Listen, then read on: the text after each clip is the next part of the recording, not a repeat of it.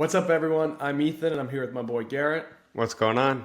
And welcome to Hive Sports, where we talk all things NFL and college football. Today, we're going over our NFL divisional best bets.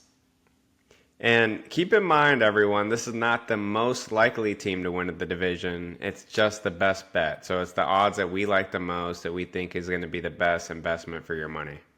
Yep, for sure. I mean, we definitely consider the value that we could get with specific teams. So not an automatic win necessarily, but if we're going to put money down, we want to get especially with future bets, we want a decent line, not some minus 200 lines or anything like that. So yeah, minus money is going to be tough. Even if you think this team is a shoe-in to win the division, there's a lot that can go wrong in a given season. So you got to keep an eye out for that value. But which division do you want to start with, E?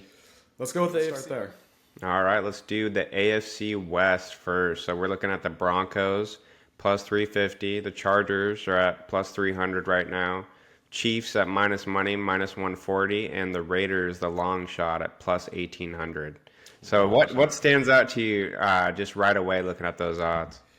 Yeah, I mean, I think you mentioned it previously, but I think the Chiefs probably have the best chance to win the division. But at minus 140 is for a future bet. I don't think it's worth it. That's one injury away from them not winning the division. And also, I will say this too: it's not like the Chiefs had a dominant regular season performance last season. I know they went to the Super Bowl this past year, but minus 140 for the Chiefs when a lot of the teams around them added a lot of valuable pieces. I think I'd rather take a chance. So the Broncos at plus 350 is really what jumps out to me. Last year I feel like their defense was top 10 in the league last year. They added some really significant pieces to the defense with Ufunga and Dre Greenlaw. And I think having a young quarterback like Bo Nix, who's kind of figuring his performance or figuring his play out, plus having a really strong defense, I think that's a recipe for success. Yeah, I mean, they added another first-round cornerback to Pat Surtain, who, by the way, I saw a video the other day. It was just a bunch of NFL wide receivers. I think it was Jamar Chase, Jerry Jeudy, and a few others, and they were all just talking. Ocho Cinco was out there as well, and they were just strategizing on how to beat Pat Surtain's press coverage. So, I mean, when there's a guy that's got a bunch of wide receivers out there like that scheming on how to beat him, that's a hell of a piece that you have on the defense as the Broncos. 100%. And the fact that Bo Nix has, a full off season or another full off season with Sean Payton offense. They drafted RJ Harvey, which was a my guy for us. We were big fans of him. Added J.K. Dobbins for some depth.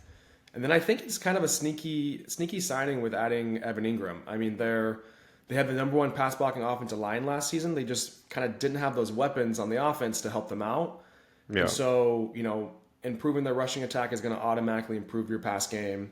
Adding a pass catching tight end, plus some of their young wide receivers, giving another year under their belts.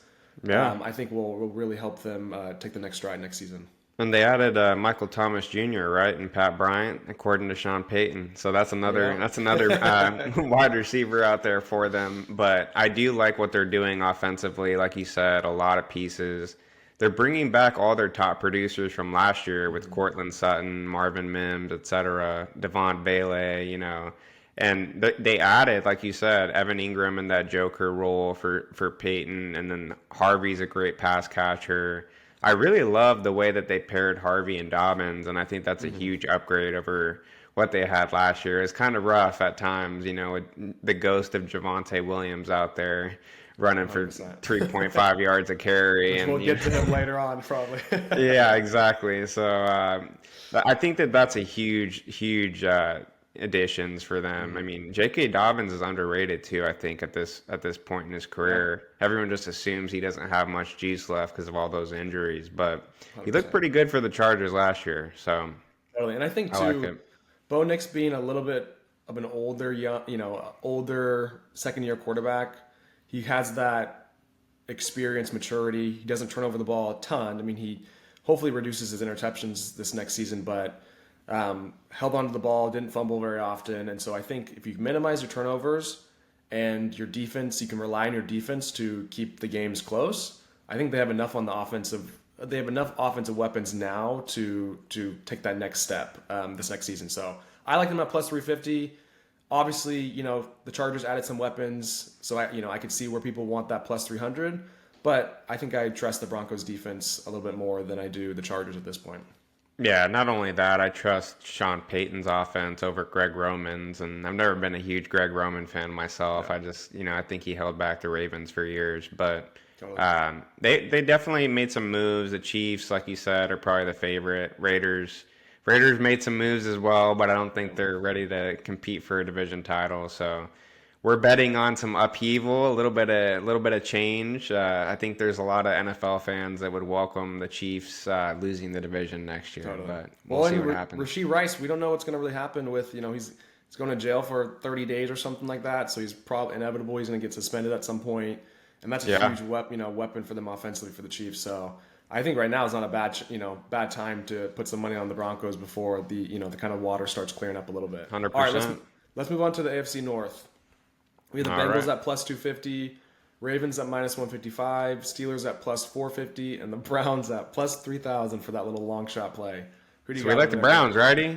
Yep. They're five quarterback system. All right. So, I mean, just the first thing that stands out to me, obviously the Ravens are at minus money. It's always tough to take that. There's a lot of things that can go wrong. What happens if Lamar Jackson gets injured? What happens if Derrick Henry gets injured? There's some high-profile players that I think could really change their fortune. And while we do think that, hey, maybe they have the slight edge and just pure likelihood that they win the division over the Bengals, I think that line is too big of a difference, right? Minus 155 to plus 250. We'll take the plus 250. 100%. And one thing I'll say about the Bengals is their offensive line was pretty atrocious last season. They didn't change anything really on their offensive line. But, I mean, their pass weapons and their pass game is just so elite. I mean, that Joe Burrow, Jamar Chase stack won people lots of leagues last year. The fact that T. Higgins, Mike Gesicki, I mean, they're just, that they're going to be passed, like slinging the ball all over the field. And Joe Burrow is a dude. Like he him and Jamar Chase are just the best wide receiver quarterback combo at this point in the league. And I think you can't eliminate the fact that like their offense can keep them in games, even if their defense, which they upgraded their defense slightly last season, which was also really bad. And so there were some games last year that were really close, and if their defense just could make one stop, they would have won the game. And so the fact that they added a couple weapons this year or this offseason to try and improve that defense, hopefully they can make that one extra stop, and that offense is just going to keep rolling and then allow them to kind of win those closer games.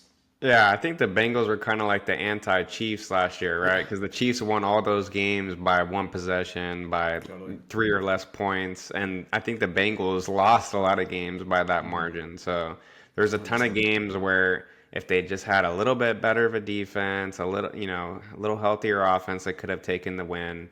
And I think it's going to be different next year because you did see down the stretch last year, the defense started to pick things up because they started out horrible. But when they were actually competing for that division title, which I don't understand how they were even in contention, not division title, I think it was a wild card spot. So against all odds, they were still competing for a playoff spot. But the defense made some improvements down the stretch, and they started getting some stops, and the team as a whole looked a lot better. So it was huge bringing back Jamar Chase and T. Higgins on offense. Chase Brown had a breakout year last year, so it's a great offense, and I think the defense improves. 100%. All right, let's move to my AFC South. Little foreshadow. Yeah, you got the Jags. Yep, Texans at minus 105, Jags at plus 300, Colts at plus 320, the Titans at plus 850. I'm trying to keep my heart out of this decision, but I truly think the value is with the Jaguars at plus 300. Texans at minus 105, like I think it is hard to touch minus money, but I also just don't think the gap between the Texans and the Jaguars is that big. Yeah. I mean, I almost feel like it's disrespectful to have the Colts and the Jaguars so close and the Texans to be, so large favorites. I mean, Jaguars brought in Liam Cohen, Travis Hunter. They have a top 10 easiest schedule going into this next season. They added some weapons on defense. Like their defense is going to be sneaky good this year. They improved their secondary and their defensive line. And I mean, you're just bringing in an offensive mind in Liam Cohen that is going to use these young weapons that you have. I mean, you're going to have Travis Hunter, Brian Thomas Jr. You have three solid running backs in the backfield. Brenton Strange is now going to get his opportunity to be the guy now that Evan Ingram's gone. I mean, there's a lot to like with what the Jaguars have, and the Texans are still without Tank Dell. Stephon Diggs is gone. Their offensive line was terrible for C.J. Stroud last year. I know their defense is elite, and that's what people are going to be riding on. But I mean, I'm taking the excitement that is the Jaguars with Liam Cohen. We saw what Liam Cohen did with the Buccaneers. We saw how like elite Baker Mayfield became with the offensive weapons and the offensive mind of Liam Cohen. And I think the Jaguars, I'm biased, but I'm taking Trevor Lawrence's talent over Baker Mayfield's talent. And I like the weapons that the Jaguars have. I think there's a lot of excitement there, and I think that they have a good shot of winning the division this next season. Yeah, and I do think it's pretty crazy that the Colts are plus 320 compared to the Jags at plus 300. Because, I mean, what is it? Anthony Richardson and Daniel Jones, whoever ends up winning that starting quarterback job, is going to be leading that Colts team. And I would take Trevor Lawrence and Liam Cohen over, whatever the Colts have and Shane Steichen all day long. And I think the Jaguars they made better moves. Travis Hunter is a huge addition on offense and defense, and I think we could see your Jaguars take the division outright. And I certainly think they're better value than the Texans at minus money. 100%. I'm definitely slamming the Jags. That's with my heart and my brain. Yep. And I think it's good value. I think it's not just bias on your end. I think the value is definitely there. And the Texans, they did not address the offensive line enough, like you said, for my liking. If they addressed the offensive line, it was loaded. Maybe that's one thing. Maybe we take the Texans, but Stroud was running for his life last year, and it really affected his play. That was a big sophomore slump for him. So he's going to have to bounce back, and it's going to be tough with some of those pass rushes in that AFC coming at him. 100%. I mean, yeah, I think that's something you have to consider. And do I think the Texans could win the division? Of course. But I also think, like I was saying, I mean, I think the Jaguars have the excitement, they have the weapons and they have the value. Like plus 300 versus minus 105 is a big difference. And so to us, we think that the line should be much closer between the Jaguars and the Texans, and the fact that we get more value in the Jaguars, that's why they're our best bet, right? Yes. All right. Let's move on to the AFC East. So we got the Patriots here at plus 600, the Bills minus 375, the Dolphins plus 700, and the Jets plus 2,000. What sticks out to you just at first glance, E? Yeah, so I mean, this is one where I don't want to touch the Dolphins. You don't know what's going on over there. And I'm not touching the Jets. Bills at minus 375, like obviously they are the biggest favorite to win their division going into the 2025 season, but that's just way too big of juice we're giving there just to win a couple dollars. So I think the Patriots, that's our biggest long shot that we're going to have in this video, but I think that's who I would pick. Their offensive weapons last year were terrible. I mean, I think Hunter Henry led the team in receiving, and it was, under 700 yards receiving or something crazy. Yeah. But the nice thing about, the Patriots had some bright lights with Drake May. I mean, he was very talented last season. I think people are underestimating what he contributed to that team last season. And I think their additions of Stephon Diggs, Mac Hollins, even though, he wasn't a star for the Bills, he still made some big catches, and he's an upgrade for what they had last year. Kyle Williams, we were high on Kyle Williams going into the draft. We think he fits well there. And then Trayvon Henderson was our RB2. And I think he's going to add an explosiveness to that offense that's going to be huge. And they addressed their offensive line. I mean, their offensive line was pretty bad last season. And actually, bad is probably an understatement. But they added Will Campbell. They added some other additional pieces to their offensive line that I think will protect Drake May a little bit better than last season. And their strength of schedule is really weak. I mean, I think right now they're the second easiest strength of schedule. And so, offensively, I feel like they're making some big upgrades. And then defensively, Gary, you want to talk about that a little bit? Yeah, I mean, I think that the addition of Mike Vrabel is huge, both offensively and defensively. Because I mean, look at those old Titan teams that made those runs to the AFC Championship. They won divisions. I think they always outperform their talent. And that says a lot about their coaching staff, right? They're maximizing talent. He always had the offensive line playing well when he was out there in Tennessee, and I think that's going to be big time for a young quarterback in Drake May. But Vrabel's just a competitor, man. And I think he played offensive line himself, right? So he kind of knows a little something about those trenches. I think he was a. Was it defense? I think he played like linebacker, but still, he played in those trenches somehow. I know that. And now he's a dog. No, I 100% agree. I mean, Mike Vrabel is going to, because he was a Patriot, and like he's going to come here and be like, listen, there's a culture that was the New England Patriots that has been gone the past few seasons. Yeah, he's going to come in. He's going to tighten up that defense.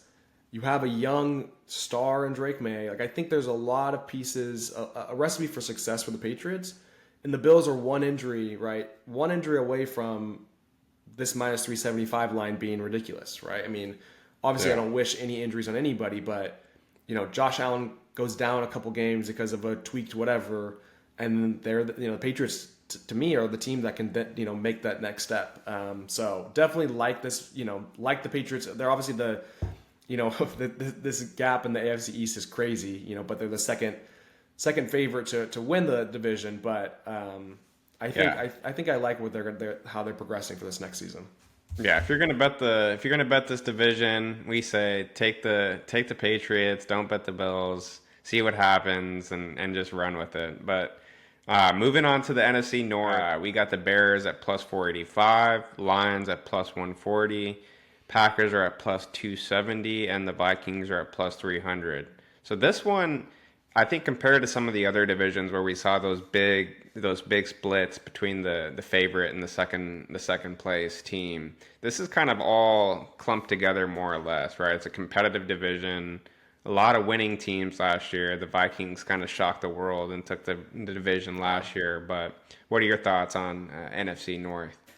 Yeah, I mean, I think you could convince me for all four of these teams, and I think when all four have a shot of potentially winning the division, I might as well take the biggest amount, the highest line, right? So I love what the Bears did in the offseason. I know the Bears are, a lot of people are hyping them up, and you never know what's going to happen going into the season. But at plus 485 on a team that tremendously upgraded their offensive line, which was a huge weakness for them last season. I mean, Caleb Williams was, running for his life, going in circles. I mean, he was sacked, I think, top 5, top 10 in the league.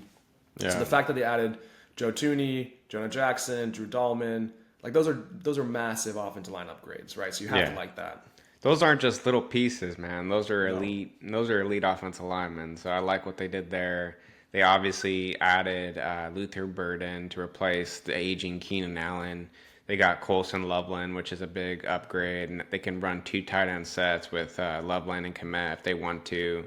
They got a ton of wideouts, a ton of weapons out wide with DJ Moore and Rome Odunze entering year 2. I think that could be a big year 2 jump for him, but a lot to be excited about. And I think that the big complaint with the Bears last year was not only was the offensive line rough, but Caleb was kind of holding on to the ball too long, right?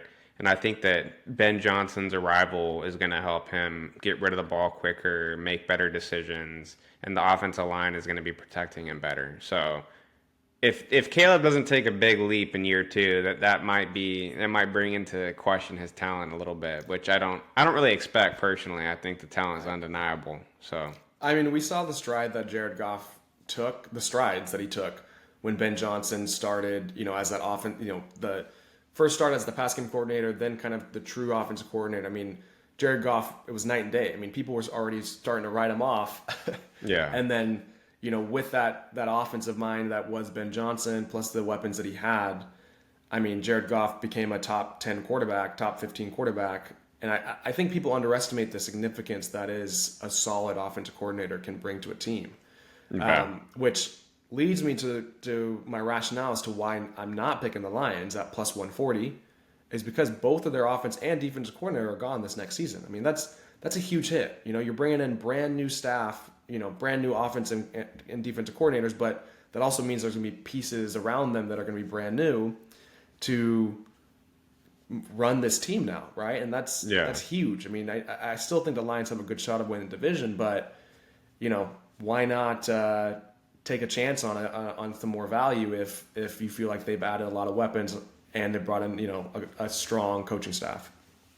Yeah, we're about to see how important talent is versus coaching, right? Because that's kind of an interesting case study with both their coordinators leaving. But especially on the defensive end, I thought Aaron Glenn really kind of like outperformed that defensive talent at times, because they had so many defensive injuries last year with Aiden Hutchinson, and then the list goes on. And by the end of the season, they had a bunch of second and third stringers out there, and Aaron Glenn was still kind of holding the team together, holding the defense together, and they were still obviously a top seed in the playoffs. So I don't know if whoever's filling in for Aaron Glenn can do that again. But I think the defense is a question mark for the Lions, and they're kind of like a one-man show out there with Hutchinson. So that's a big concern. And if you're going to bet the Packers or the Vikings, you might as well just bet the Bears, right? Just go all the way. And I don't think the odds are that. The Bears have better odds, and I don't think that they have that much worse of a team. Yeah, I think the Packers. We were talking. The Packers didn't do too much in the offseason, and the Vikings. You have a brand new quarterback who hasn't started. We saw what Sam Darnold did with the team, so obviously there's a potential that J.J. McCarthy can have extreme successes there, but I'd like to see it first. And I like Caleb Williams' talent. We at least know what his floor is, and that was last season. And so I think with the upgrades around him, it's gonna be exciting. So I like them. But let's move to the NFC South, Garrett. We have the Bucs at -110, Falcons at +225. Panthers at +410, and the Saints at +1200. Who do you like here? Yeah, I think immediately the Falcons stand out a little bit, and we do see the Buccaneers at -110, and like we've been saying this whole video, it's minus money, not great value. They lost Liam Cohen, so we've been talking about coordinator changes. I think that's going to be a hit to the offense, and the Falcons did add to their defense quite a bit. They got Jalen Walker and James Pierce. That was kind of maybe an area that could have grown last year, with the pass rush being one of the worst in the league. So if they can add to that pass rush and the offense keeps ascending, led by London and Bijan and Penix, then I think that they have a legitimate shot to win the division this year. Yeah, 100%. I think the plus value there is there's more value there than the Bucs. I think, we've been talking about coordinators, so I don't want to harp on it, but there's also just a lot of mouths to feed in Tampa, and sometimes when there's a lot of mouths to feed, people aren't getting in the rhythm that kind of naturally happens when you're getting the ball a lot. So excited to see what, the Bucs do with their weapons, because we were high on Emeka Egbuka, and, we like that wide receiver core, but I think the value is with the Falcons. I like Michael Penix. I like Drake London. Bijan's a top 3 running back in the league. So I think they have a lot of pieces to do really well this next season. Yeah, and I think the Buccaneers are favored because they've won the division the last 2 years, right? But both times, it's not like they were winning the division by a lot. It was a close race in the NFC South the last couple seasons, and I think that anyone who's kind of just shooing in the Buccaneers as the winner needs to take a little bit of a closer look, because I think the Falcons are good value here. Yeah, and I know there's some people that are swinging for the Panthers at +410. Which, towards the end of the season, they were definitely moving in the right direction. Bryce Young looks a lot better. Adding Ted McMillan, I think they added some weapons on defense too. So could definitely see that. But I think the Falcons just have a more solidified, offensive attack. And, hopefully their defense can improve on last season. Yep. All right, let's move on to the NFC East. So we got the Giants, my team, at +2,000. Commanders are +250. Eagles -160, and the Cowboys are sitting at +550. And I think that is the value we like the most, right, Ethan? Yeah, I wanted to go the Giants just for you, but not touching. I wouldn't do that to our listeners, man. Steer them wrong like that. No, the Eagles at -160, just you never know what's going to happen. One injury, to Saquon, to AJ Brown, to Jalen, there's just -160 is just a lot of juice to give on a future bet that you just don't know what's going to happen when one or two players could get injured. I think a lot of people are probably going to jump on the Commanders, and I think there's, Jaden Daniels was a star last season. I think he's going to have a great career. They added some weapons on their offense with Debo. I would be happy if the Commanders win the division. I'm not saying that, but I think the Cowboys at plus 550 is a little disrespectful. I mean, when Dak is on the field and he stays healthy, that combination with him and CeeDee Lamb is top 2, top 3 in the league. I mean, it's nasty. Yeah. The fact that they added George Pickens, I mean, I think people are underestimating. I mean, Dak hasn't had 2 solid wide receivers. I mean, I guess when Amari Cooper was there, that was the best wide receiver 2 he had. And I think George Pickens at this point in his career is just as good, if not better, and has more potential than what Amari Cooper brought to them, a few years ago. Yeah, totally agree. And I think that's going to be good for Pickens too, because he's used to facing the number 1 cornerback every week. He's going to come in there, and defense is going to have a ton of attention on CeeDee Lamb, as they should. But I think that passing game is going to take a big leap. You got Jake Ferguson at tight end. Jaden Blue is a very nice pass catching running back. So they have some legitimate options out there, and I do think they're going to be very pass heavy. So we need Dak to stay healthy, need CD to stay healthy. But if the passing game weapons stay healthy, and they can figure out some semblance of a run game, that's the other slight concern. Then I can see them definitely outperforming this value at plus 550. Yeah, and I think people forget that their defense, I mean, when healthy, is pretty solid too. I mean, when they get Micah Parsons back healthy, Trevon Diggs back healthy, then they added some good weapons. I mean, Dante Fowler had a great season last season. I mean, he had a sneaky season last season with 10.5 sacks, and you're adding him to go opposite of Micah Parsons. Signed, Kenneth Murray. I mean, I think that defense is going to be a lot better than people think.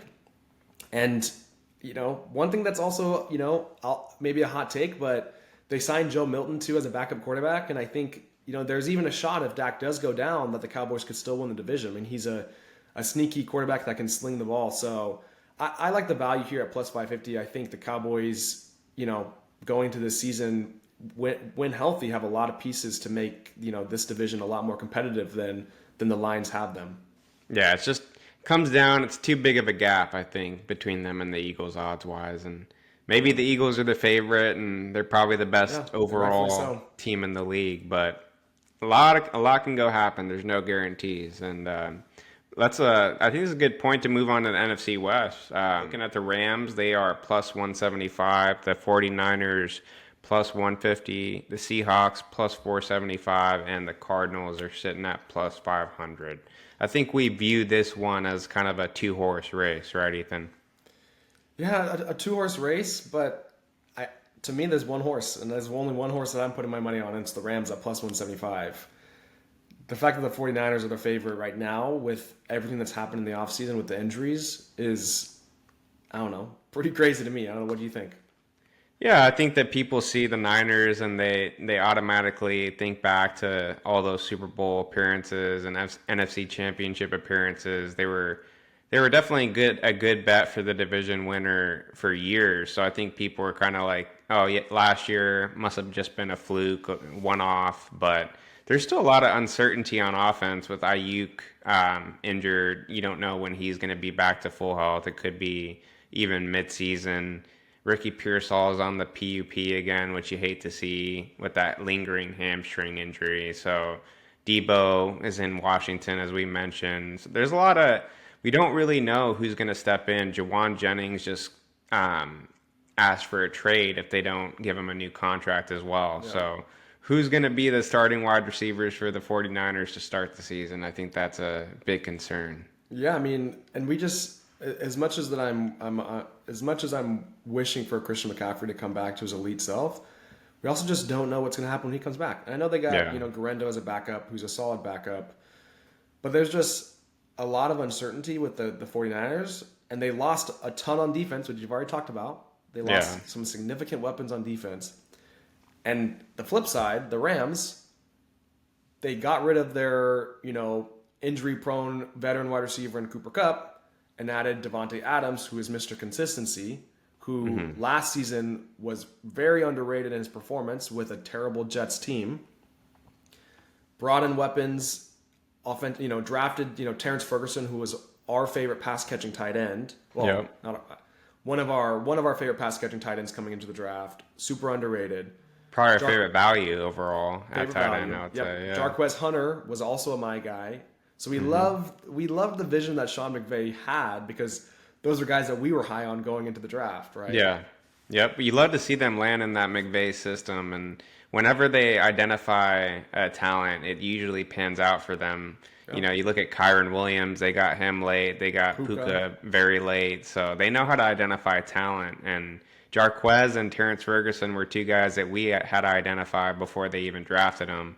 And then they get the draft capital, they land in the system. So those should be two nice young depth pieces for them. And like you said, I think you can't underestimate Devontae Adams' arrival, because he's just, at this point in their careers, I love Cooper Kupp, he's an icon, but Devontae Adams is just a lot better than Cooper Kupp at this point in their respective careers. So that's a big upgrade. A lot better now, and just career-wise, right? I mean, Devontae has been one of the best wide receivers in the league his entire career.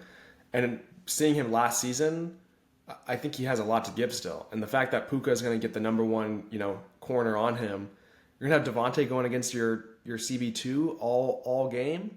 Plus you have some tight, if Higbee can be a shell of himself, plus Terrence Ferguson running across, plus they have some other, depth wide receivers. Like, there's a chance that Devontae Adams is going to eat this next season. And Matt Stafford has shown that he can feed a lot of offensive weapons. So, I'm taking that value at plus 175, with guys that I know are going to produce, than a 49ers team, which I don't even know who they're going to line up at this point, right? If they had to start the season right now, who are they throwing the ball to? George Kittle every snap, right? I guess so, man. Feed Kittle. But the Rams, their defense is looking pretty good too, right? I mean, the defense was very strong down the stretch last year. Big reason why they made that playoff run. And I think they can double down and win the division again. And Jared Verse could be a big reason why. He's fun to watch. He was a stud out there as a rookie. Yeah, 100%. I mean, they had a top 15 defense last season according to PFF. So it's not like the Rams are terrible on defense, and then offensively, I think there's going to make some big strides. So definitely like the value there. But I think that's the last divisional pick we have there, right? So those are our best bets. We'll go through them one more time just to summarize. We have AFC West, Broncos at plus 350. AFC North, Bengals at plus 250. AFC South, go Jags, plus 300. Patriots for the AFC East at plus 600. NFC North, Bears at plus 485. Falcons for the NFC South at plus 225. NFC East, Cowboys at plus 550. And wrapping it up with the NFC West, Rams at plus 175. Yes, sir. Thanks for tuning in, everyone. If you enjoyed the video, give us a subscribe, give us a like, and tune in for more NFL content on the way.